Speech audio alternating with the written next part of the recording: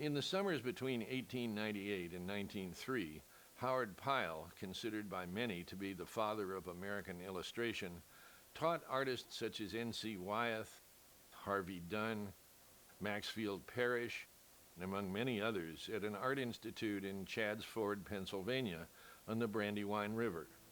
This community became known as the Brandywine School. It is basically the old classic storybook illustration. It looks like oil painting from the 19th century, you know, or the early 20th century. There's so much out there now that's based on trying to look real. You know, all the other science fiction movies tend to have that as their goal. And for our goal, we wanted that sort of storybook kind of lush, old-fashioned feeling. That whole painterly approach was definitely driven by the Brandywine School of Illustrators. The Brandywine School of Art is people like N.C. Wyeth and Howard Pyle. N.C. Wyeth, who had illustrated Treasure Island and made it very popular in his day. So we went back and looked at a lot of research from these guys. And we looked at their paintings very carefully, and one of the things that's very characteristic is that their surfaces are never tightly finished. They're always kind of loose and brushy and painterly. And that was more of a design side of things and more of a paint application side. You know, how crisp are the images? You may find a shadowy area in a composition that's just a swash of brush strokes without any real detail in there. And that's hard to do. I mean, it takes a really good painter to do that.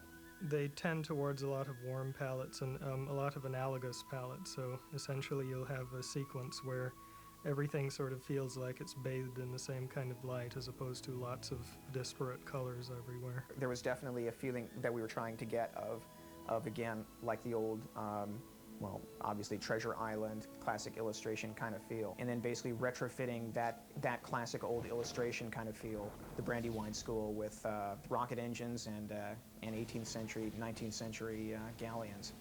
So that allowed us to achieve something that looks very sort of old-fashioned in a very new-fashioned sort of way.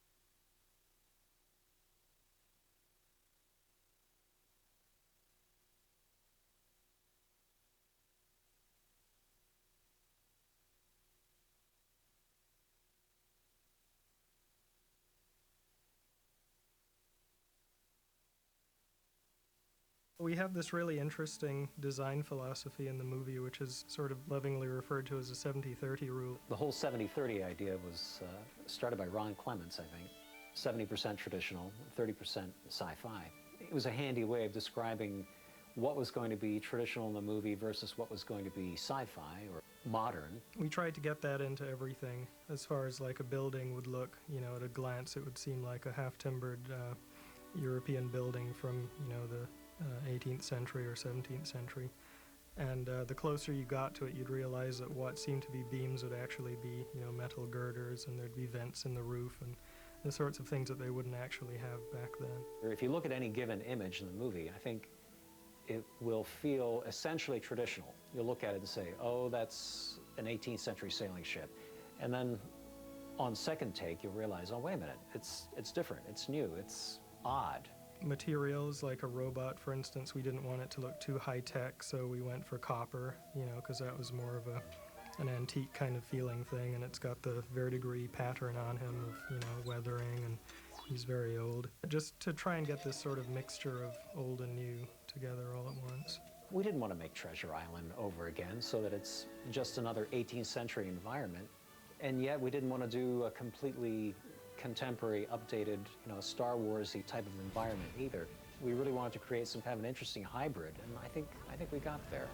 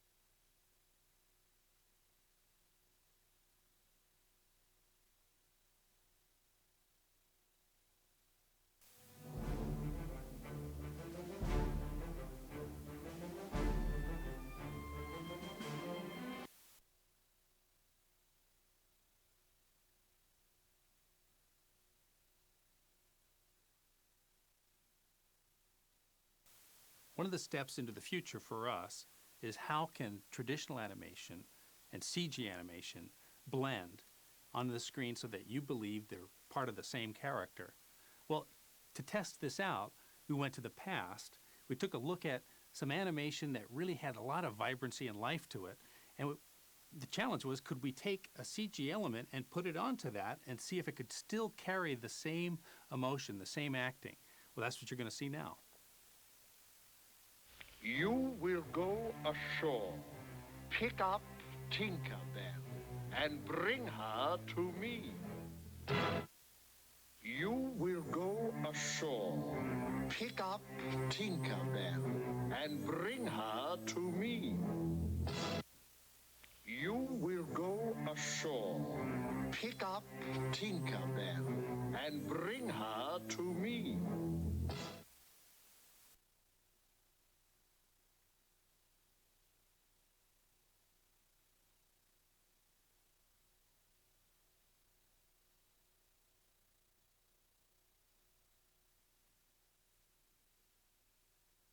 His name is Dr. Dilbert Doppler, as his full name, and he's sort of the comic relief, one of the comic reliefs in the film.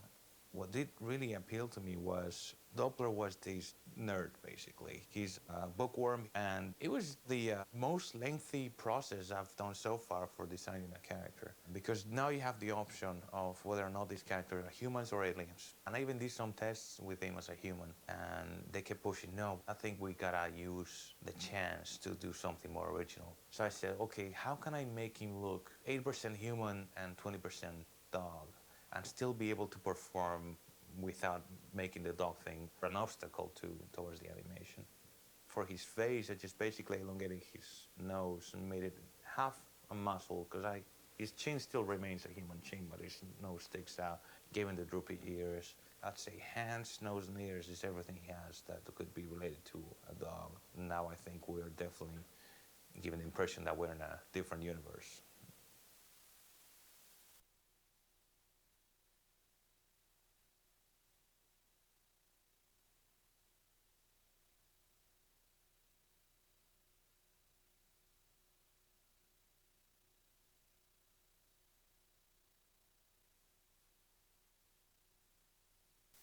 With Silver, the fact that he was an alien is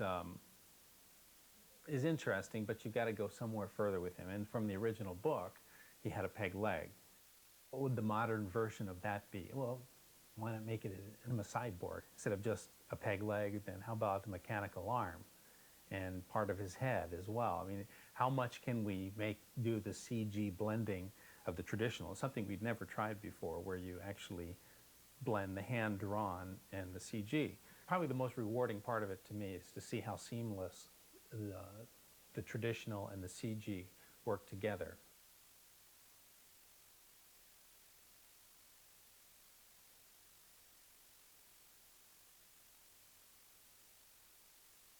Jimbo! Ah, now don't be too put off by this hunk of hardware.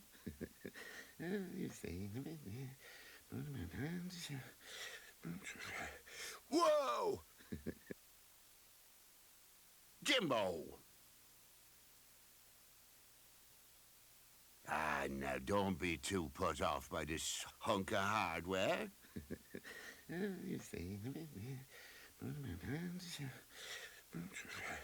Whoa! Jimbo! Now don't be too put off by this hunk of hardware.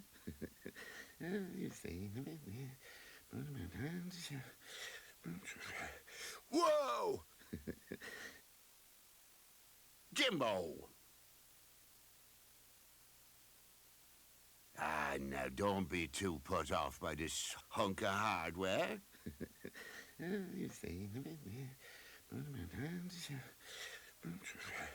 Whoa! Jimbo!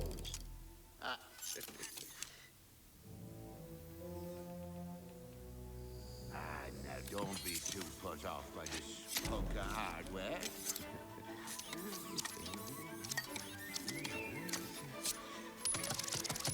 Whoa!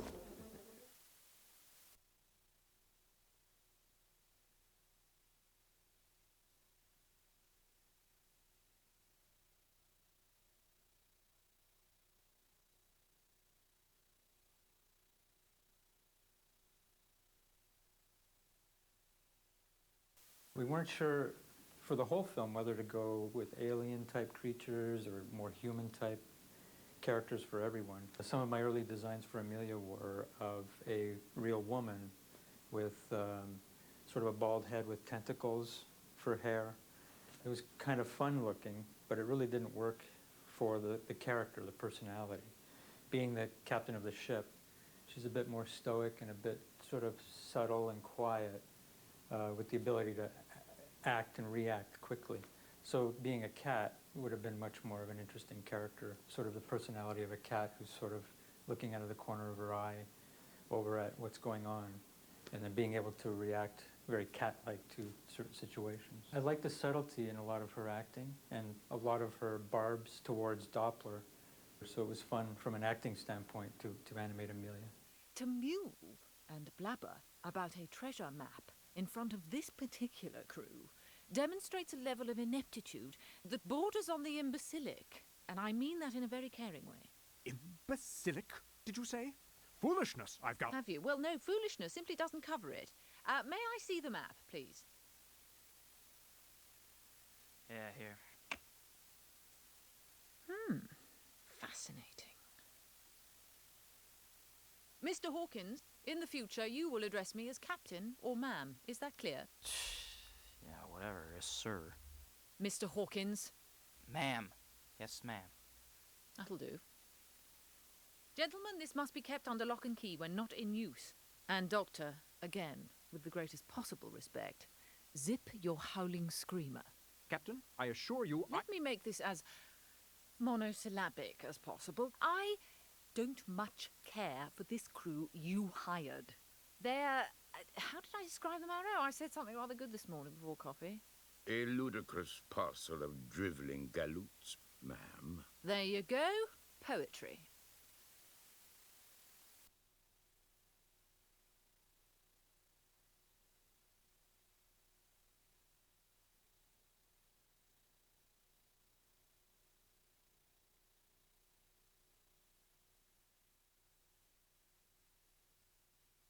Usually on DVD, on the bonus material and things like that, you get a comparison between the storyboards and the final look in the film. In this case, since Treasure Planet is so rich in animation, we decided to show a comparison between the rough animation and the final film. So hope you enjoy.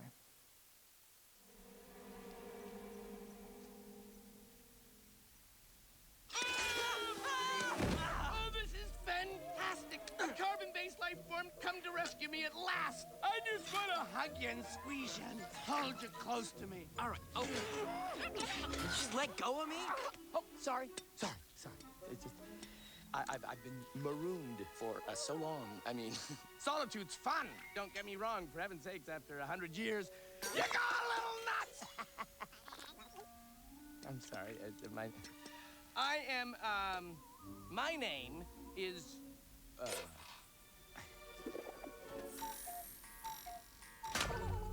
Ben! A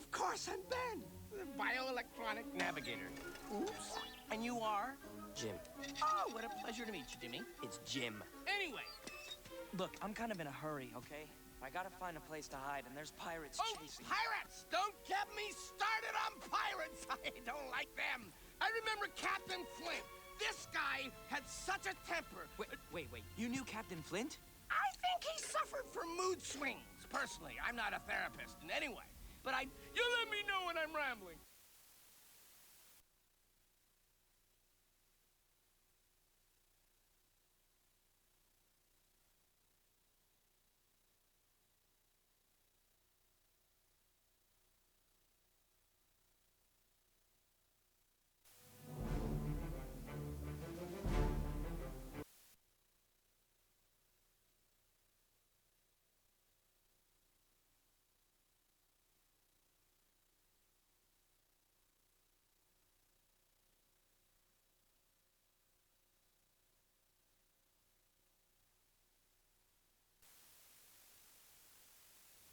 What we're going to see are some of the environments in the film.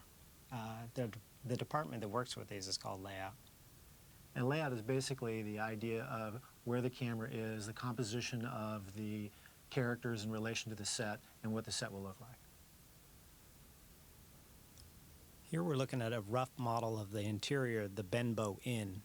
This is how we block in a set and make sure that it's going to work to accommodate the action that we envision for that scene or sequence. One of the ideas in the film was to have as many dynamic camera moves as possible. So we would build these sets, and whether we would use a dynamic camera move or not, it gave layout a much more broad area to develop and lay out the composition of their scenes. These are animatics that we would develop to test out a concept for a sequence. Here, the pirates chasing the protagonist down the hallway. In this scene, we see the air conditioner drop and break the catwalk. The characters drop through the longboat bay. One of the really important aspects of the interior of the planet was to establish huge scale. And so this animatic was put together with that idea in mind, that you see how small a character is in relation to this incredible mechanism.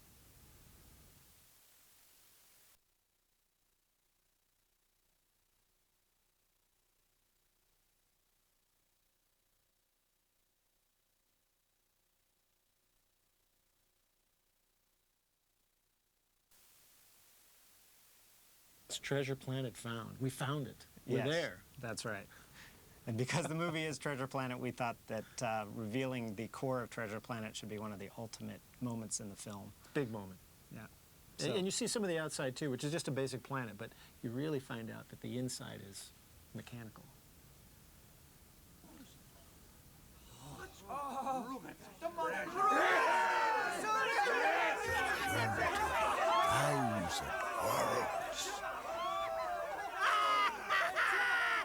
We are going to need a bigger boat!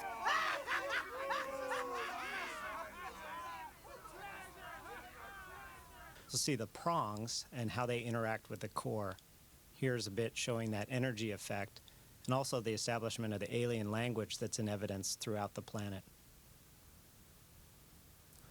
When the map opens, these particles would come out. We call them intelligent pixels, which gave you a three-dimensional view of a map responding to where you are in relation to where Treasure Planet is located.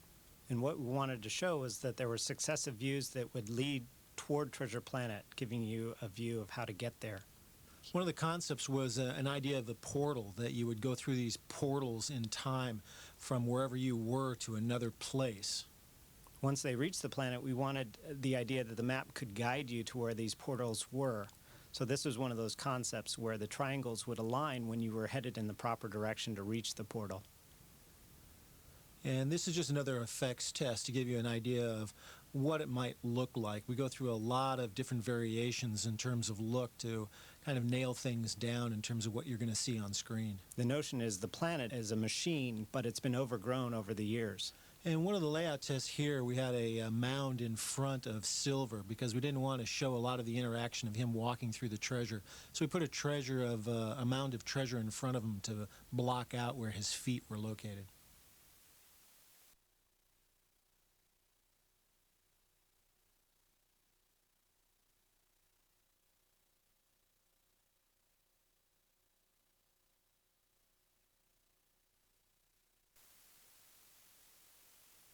We're going to talk about lighting now, which is something that most people don't really understand in animated film. It's the same kind of thing in live action. You have different scenes with different types of lighting. These are the earliest tests that show deep canvas when we added the ability to light the paint strokes. Here we're seeing a really early rough test of deep canvas lighting with a rough character in place and our first take on how lighting would affect the paint strokes as we move a camera through an environment. Here you see it with the cleaned up character and the color in the lights and the color in the paint strokes added. One of the things that lighting allows is the ability to change an environment and reuse it, keeping the same painted strokes. Again, having a Disney background that can be altered from one sequence to another. So as we progress to the end of this test, what we did was alter the lighting as it would appear in another sequence and then reverse on the camera move to show you what that looks like. Again, using the same set of painted information. And as extraordinary as this looked, unfortunately the story changed, so the whole thing got cut.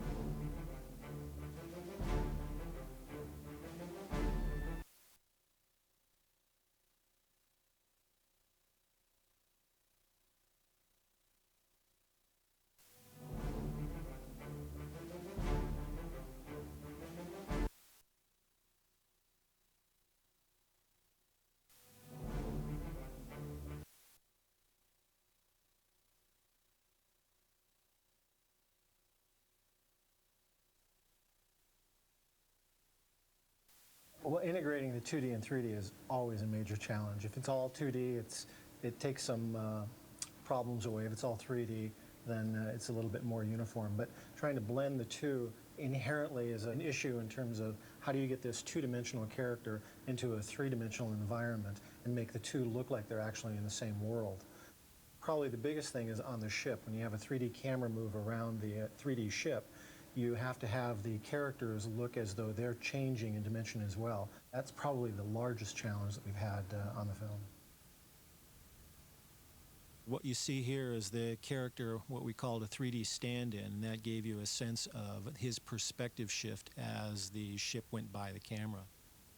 Here we have the target area. That square represents the paper that the animator actually would draw on, so the size remains the same, and it stays parallel to the image plane.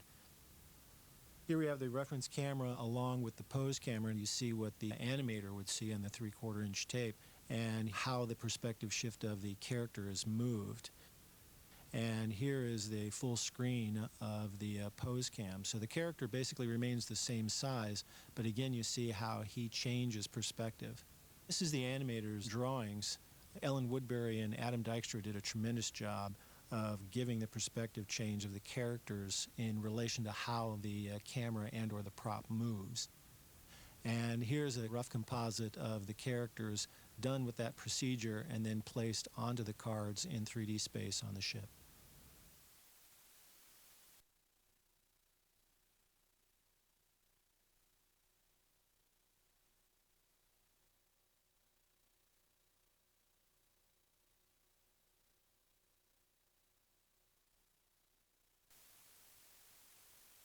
Next, we're going to look at effects. Effects are all those things that aren't necessarily related to the character, like in this particular case, the sails, fire, water, even the shadows. Those are considered effects. These are some effects tests. First one here of the sails, just to see what they would look like as they unfurled. Then we have a whole series of animatics of the storm sequences. Primarily done with a piece of software that was done here in-house called Hookah. It's the only real area inside the film where you see this particular technique. The swirling black hole was a render using Hookah that's able to generate millions and millions of particles. It gives you the sense the ship is about to be blown apart by this giant piece, but just at the last moment, everything begins to implode. These animatics really gave us the flavor of what the final effects would look like in the film and proved to us that the cutting in the sequence was working well. Effects is also prop animation in addition to all the sort of organic effects that we've been talking about. We have some tests here of the cannon animation and the cannonball animation. We have to rig each and every one of these elements and figure out a way to get them working in the film.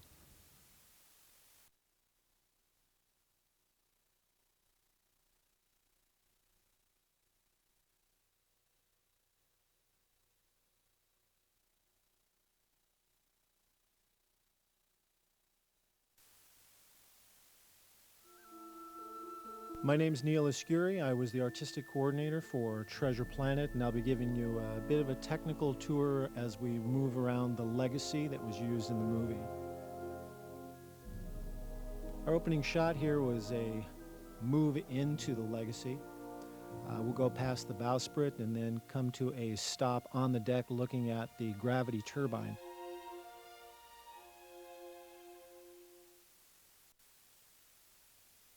This is the bridge, which is the nerve center of any ship, and certainly it was a nerve center of a legacy. What you're looking at the top is the helm. And then all of the gauges. We don't have any graphics on the gauges. Each of the shots in the film where we looked at these gauges were done as hand-drawn effects specifically for that scene. One of the ideas that we had in the film was 70% new technology, 30% old technology. On the legacy, it was kind of the other way around.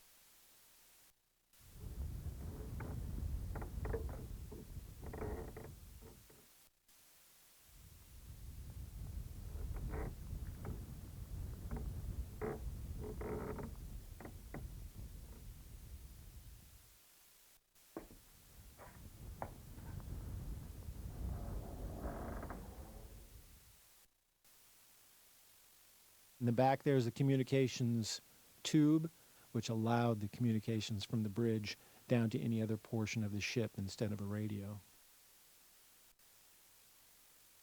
And moving up to the crow's nest, again, we wanted much of the feeling of the old 16th, 17th century Spanish galleons.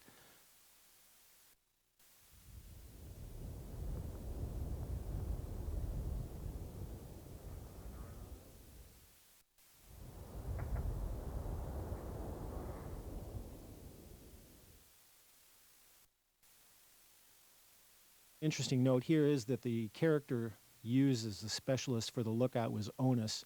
Onus had 6 eyes, which made him a very good lookout specialist.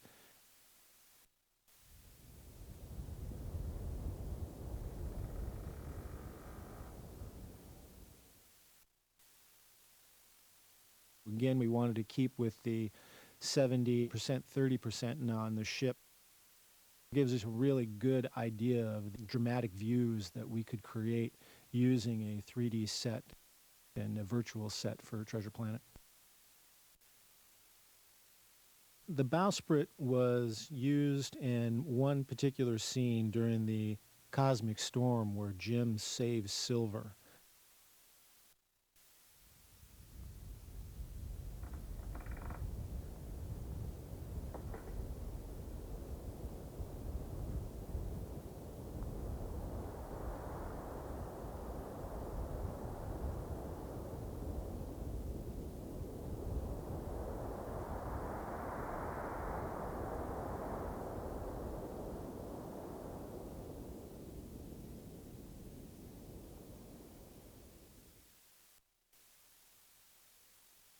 We looked at a lot of different movies like Seawolf that had a lot of these particular types of square rigger 16th century galleons.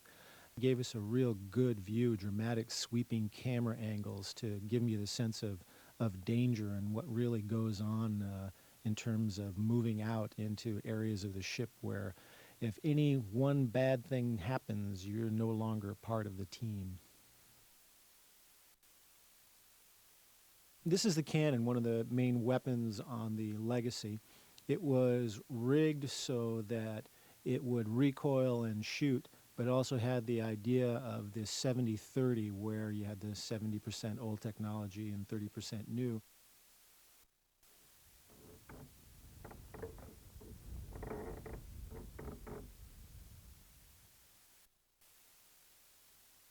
Our 2D character had to sit on this 3D prop.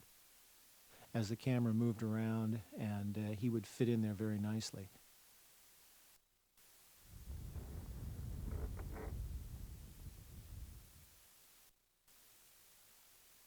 One of the other interesting things I liked about it was that it shot a cannonball, but it was called a laser ball. So it looked like a cannonball, but it was a mixture of laser and kind of a plasma thing. And the rigging really gave you this sense that it was gearing up, so the muzzle would at first start turning clockwise and then spin around counterclockwise as it geared up to shoot the laser ball.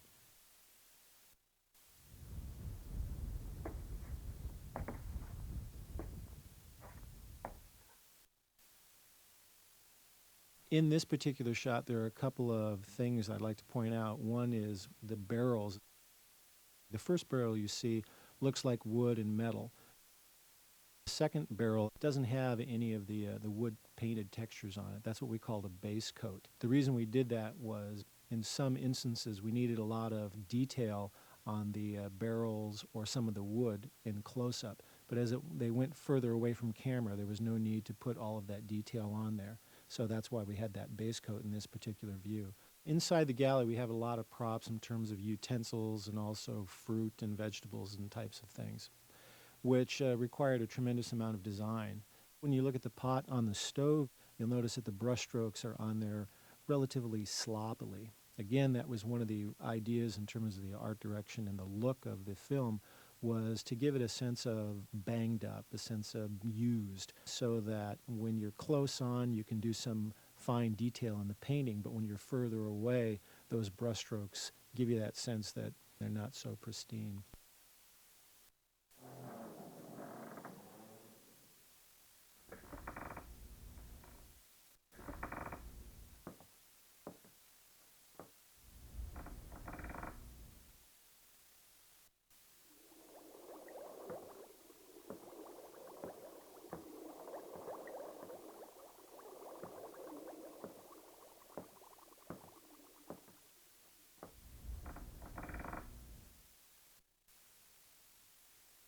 Now, as we go below deck, we designed the props in the Legacy so that there would be an exterior and an interior, so that the interiors never really fit inside of the exterior Legacy, much like, again, live action.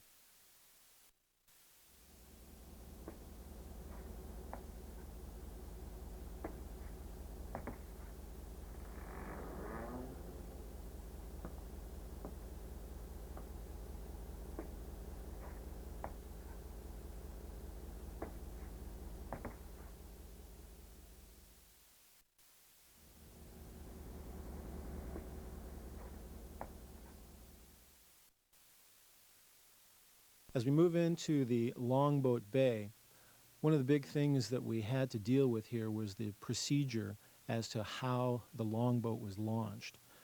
During the mutiny, when Captain Amelia runs in, she throws the switch which opens up the longboat bay door and then engages the cables, which brings the longboat over above the door and then drops it in. We went around and around trying to figure out exactly what this procedure was and how it was supposed to be done. And once we figured that out, it made the rest of the mutiny scene much easier, because John Silver comes in and reverses it, which makes Amelia shoot the cables out, dropping the longboat outside of the Legacy. In Amelia's cabin, even though it was built in 3D, we used this to allow us to have our layouts done quickly without having to draw every camera angle. But we also wanted to keep the camera movement to a minimum. During this whole sequence, it was what we referred to as a reference 2D layout, so that we would have the actual 3D model, but lock the camera off and then paint each of the backgrounds. Also, trying to keep with the nautical 70-30, is there's about 30% of the astral projections and astronomical units, but when you look at it, you really get that sense of the captain's cabin back in the 1600s.